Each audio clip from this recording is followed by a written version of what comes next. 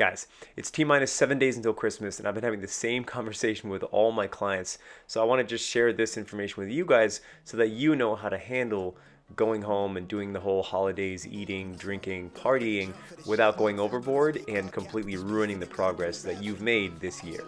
So here we go. Let's take a break, been a long day. Hit your line, what you fall through with the light sticks. Maybe help me spark the ideas. We got nowhere else to go. It's only up from here. I've been on my own, just running through the fields. Say vivid for the ears. I know that's how they like.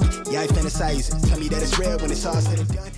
So here's a scenario for my typical client around this time of year. Hey Menya, my family's coming to visit me here in Tokyo and they're going to be with me for the next 2 weeks. What do I do? Or, hey Menya, I'm going back to my home country to spend Christmas or the holidays with my family. What do I do?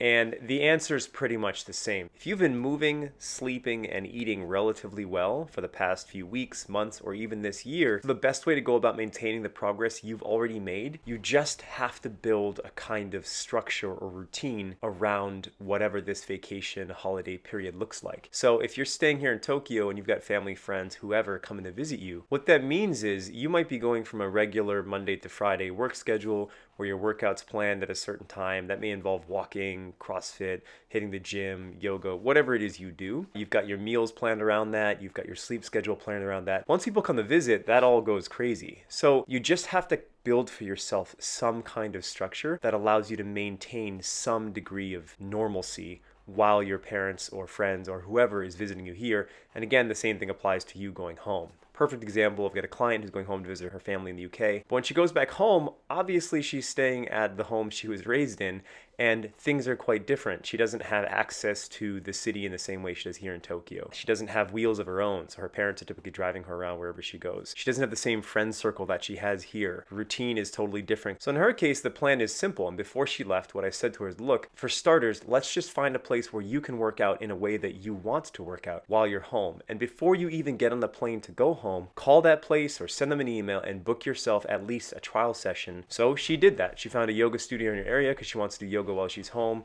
She booked herself one session, and then you can just take it from there. But just by taking that first step forward, you make it so much easier for yourself to create structure around your travel. So you don't just wind up going home and then sitting around and doing nothing. You've already booked this thing, so you've already created a bit of an accountability there just by booking it in your calendar. And then once you go once, you'll be prompted to go more because you'll be there, you'll see it, you'll feel it.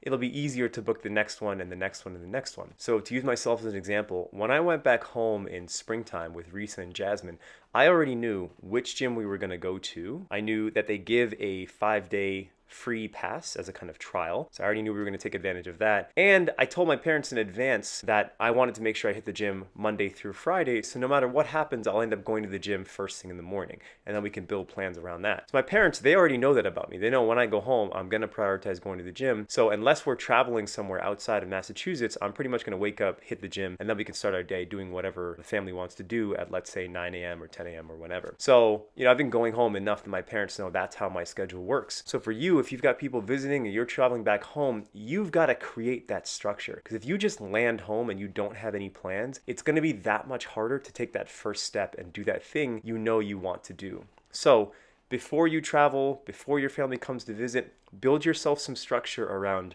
how you're going to exercise, ideally to some extent how you're going to eat, and the rest part is usually not an issue. Meaning if you're going home to spend Christmas with your family, you can get as much sleep as you want. That's typically not a problem. Also, if you're here in Tokyo, you've got family or friends visiting, again, you're probably not working full time, so typically getting rest is not such a big deal. The big issue is probably eating too much food and not exercising. So the exercise side is essentially covered. The food side, to keep it simple, is just to not go overboard. If you want to track calories, macros, whatever through that period, it's obviously possible, but no one that I know really does that. You'd have to be a professional bodybuilder or some kind of athlete who needs to maintain a certain weight in order to actually take it that far. So most people just let loose, and that's okay. You can let loose, but not for 2 weeks.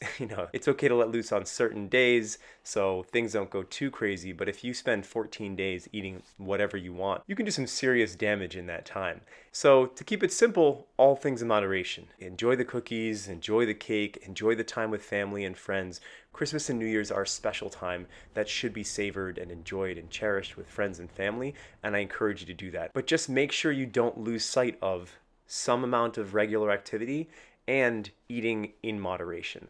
As long as you can do those things, you'll be fine. And as it relates to exercise, Plan that in advance. I can't say that enough. I say it to all of my clients. It's the one piece of advice I give them more than anything when it comes to the holidays in terms of how to manage it. Because if you don't plan it in advance, it's highly likely you will do nothing and 2 weeks will pass and you'll have not exercised at all.